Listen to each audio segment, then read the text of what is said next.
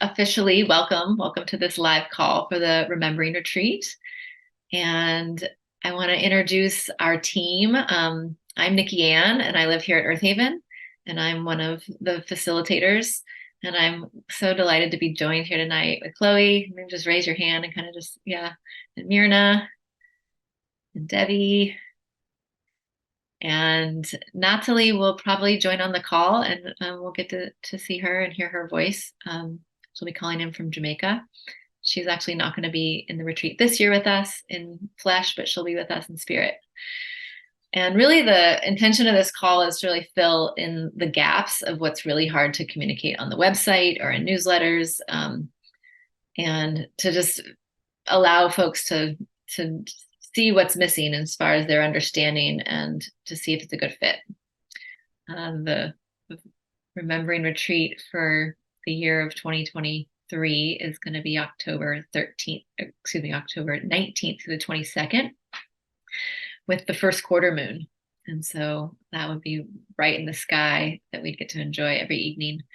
And this retreat, just the bones of it is that it takes place at Earthaven Ecovillage, and particularly mostly in the Dancing Shiva neighborhood, which is one of our more remote neighborhoods nested out in the forest, out Rosie Branch. And it's just a magical place. Like, wow, those grounds up there have been stewarded well, and the plants and the animals seem to be like, receiving the relationship with the humans there in a way that's like, I'm so alive, I'm so vital. So that's really a treat to really feel that retreat feeling, for folks who are coming from urban environments, for those of us who live in other neighborhoods, even in our own village. So it's really a sweet intersection of folks who are saying, yeah, this for me now. And I think one of the things that was alive for me when this first came through was this awareness that so many of us are searching for home and community. And we're often practiced at searching in this external way for that sense of belonging. And in a lot of ways, for me at least, have viewed it as giving my power away, like asking someone else, do I belong here? And do you accept me? And I've just really found so much more at homeness and so much more peace and connection and vitality when I'm working on cultivating that relationship and that answer within myself. So really bringing that power within to answer the question, and then having it relate to all the parts externally and internally. And so particularly as Earthaven is this place that's a community. I mean, it's a community and it's a community all at once. And having so many folks come here and trying to see if that, Cinderella shoe fits them, and it being really painful that it's just like not a fit and it's unclear why. And so really just wanting to gift so many of us a sense of belonging and at a sense of feeling at home wherever we are, and knowing that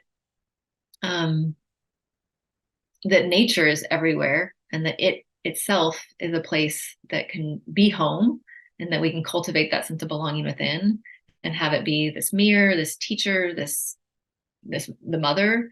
And so really this retreat has a lot of outdoor time to be gifted that holding, that reflection, that sense of remembering of ourselves and our belonging to ourselves, to our community, to our family lines, to nature, to our calling, to our gifts, to our character, to our ancestry, to our ancestors, to our future. So, I mean, there's so many tributaries that I've experienced people walking through or walking down.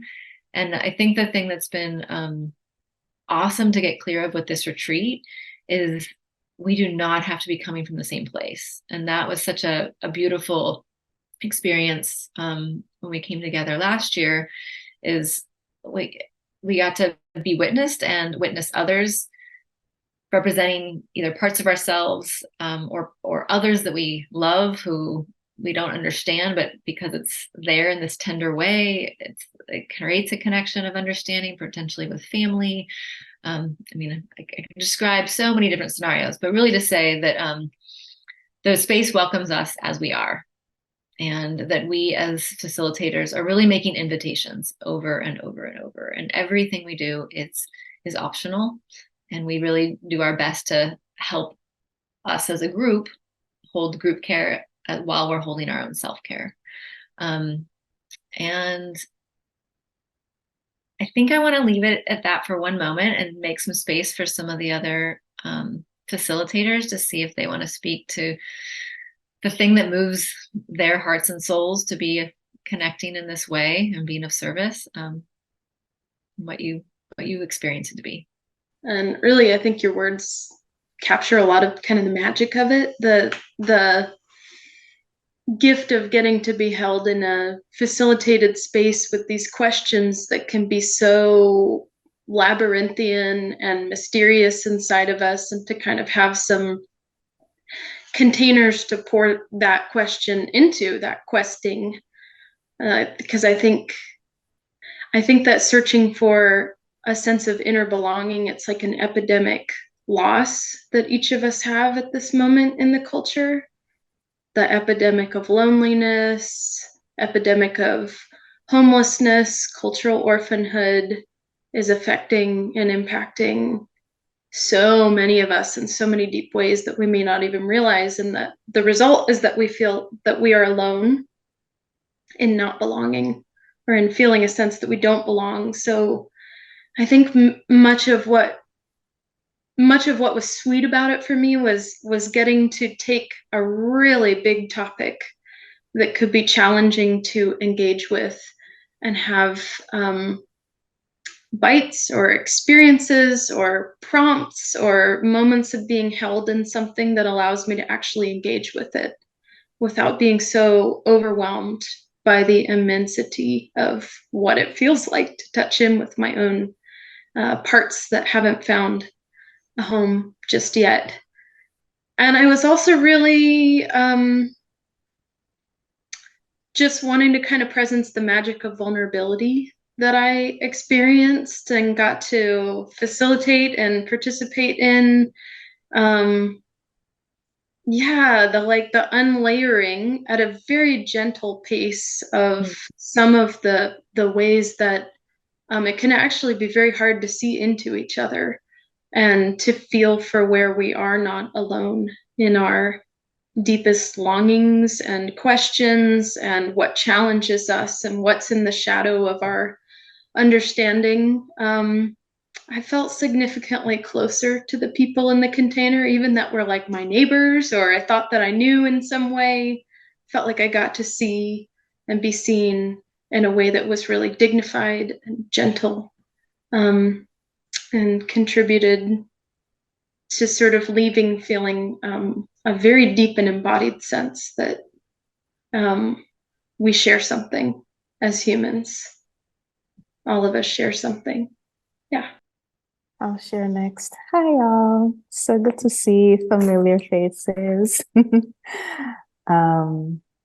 Yeah, I feel like I've been struggling to find the words that capture the retreat experience, which is a good thing, because it was just really, really so rich that it's hard to put that experience to words. Like, you basically just have to be there to really, really know the depths of it. But I will say that one of the things that's present for me now is that we created community within community, and just speaking to belonging, it felt in a way that we belonged to each other while we're there.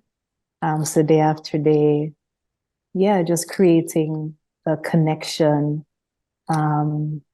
with each other, and really going deep in learning about each other, but mostly learning about ourselves. I feel that, Myrna just spoke to, isolation that we all feel, and just culturally how present that is. And I would say that from my experience, I typically walk into a room and walk into a space, and can be really aware of the differences, you know, whether it's cultural or whatever the differences are, how I am different from someone else who's there. And being in the retreat experience, I think what unfolded day after day was just how much similarities there were, so that a lot of the internal things that go on, and I would say it's probably not just within me, but in other people, like you find that you're hearing it outside of yourself. And that just, I think it opens people up in a different way, where you release the lone wolf, or you release this idea that you're walking the earth alone. So that was really powerful for me.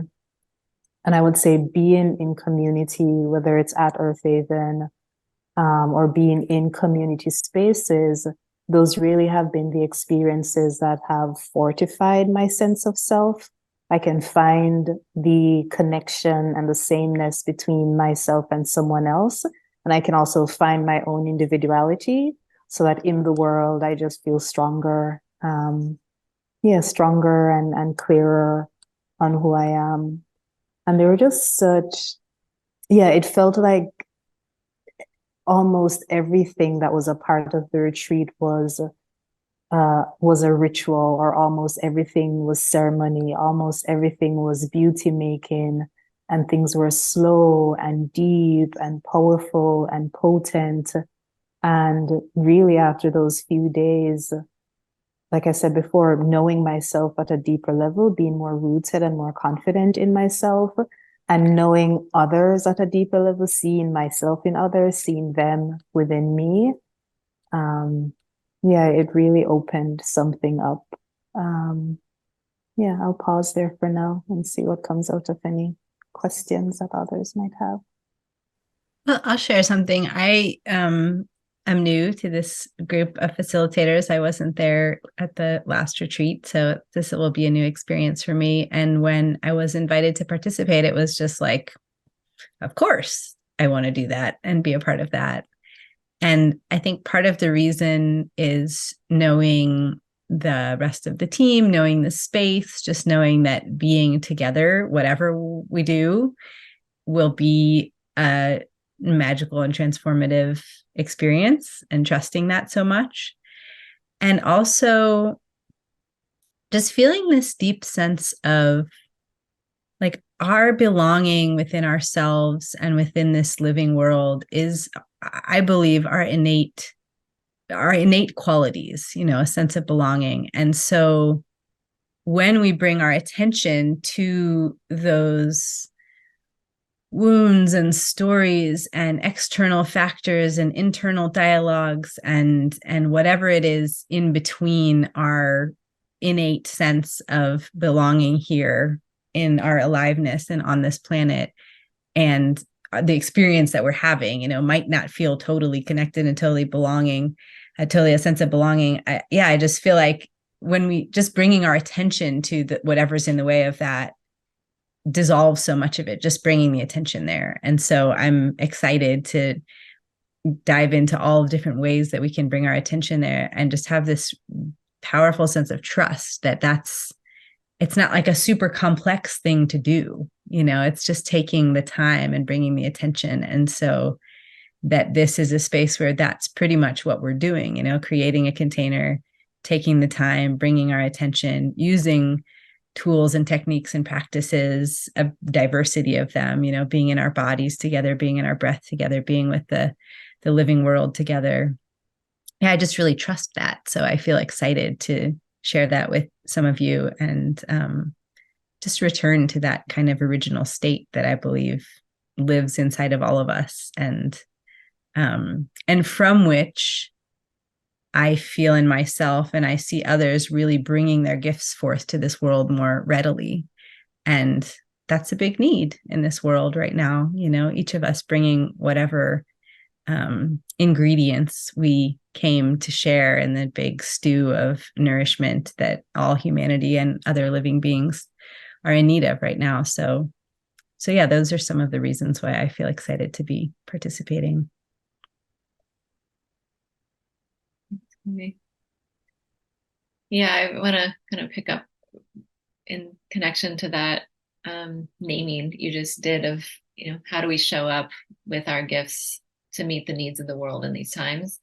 And that is a huge aspect of this, is how do we really um, feel connected to and empowered and feeling the place for our true nature, our gifts to unfold, and recognizing that it's often our lack of connection with or lack of digestion of our grief that is a barrier to that sometimes and creates a sense of overwhelm or lostness.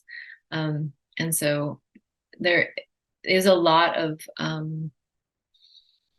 literacy we build together around this relationship with grief and really befriending it and really not thinking or othering grief as being this problem, but really, if we ally and relate to this grief, or if we relate to this grief, it becomes an ally to serve us to unfold those gifts. And so we really work with the grief in this honoring way, and not something to get rid of as if we even could.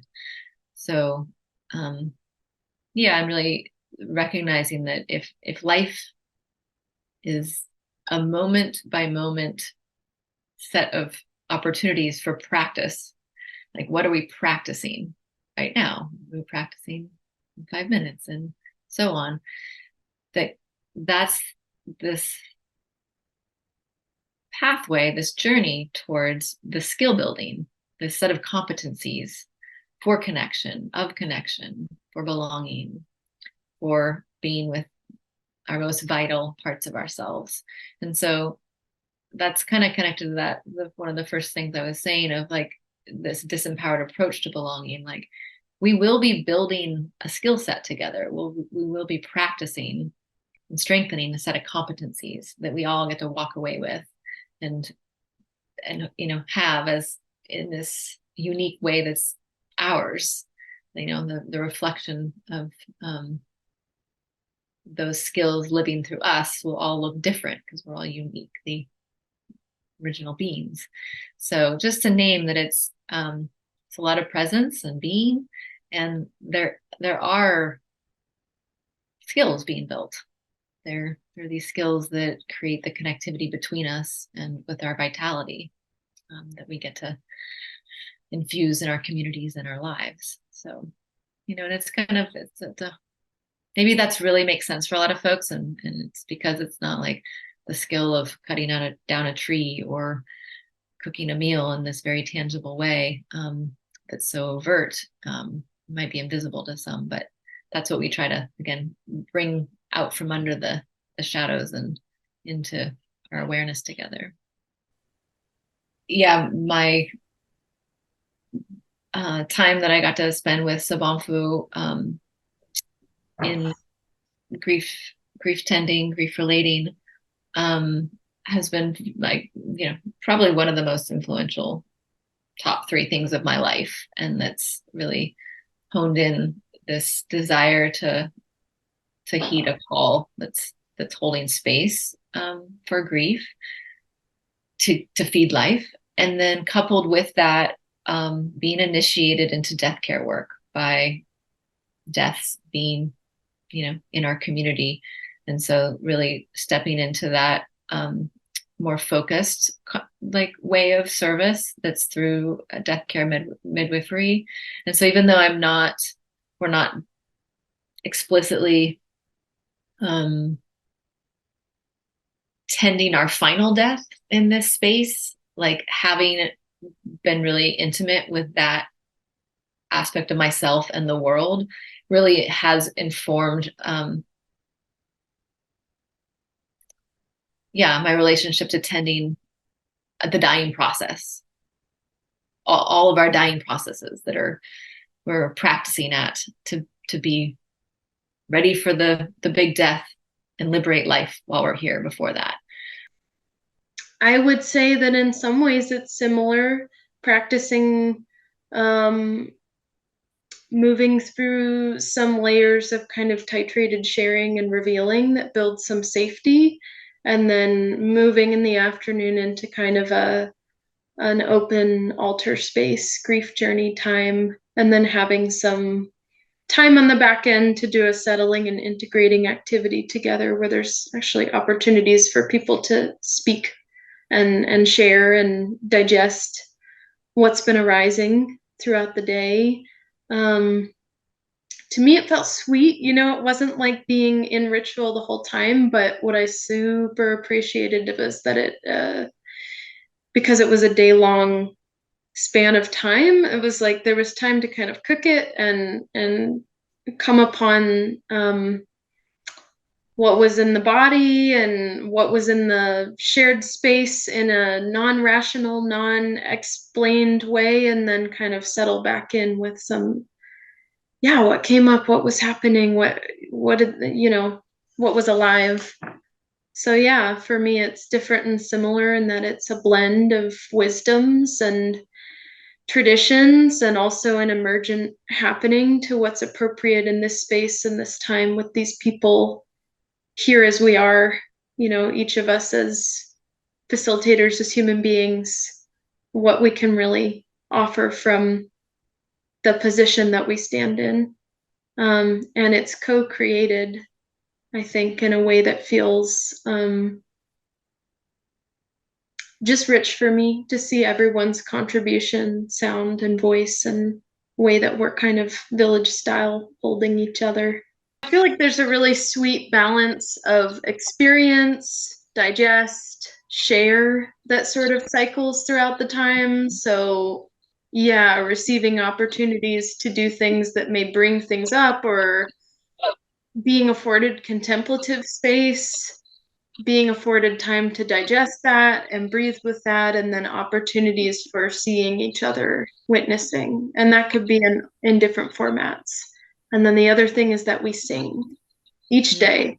There's music weaving us, and whether or not you think of yourself as a singer, or you feel comfortable with another human hearing a sound out of your voice, the invitation is for you to find belonging in your own body through being carried on the little boat of song that's possible in a group.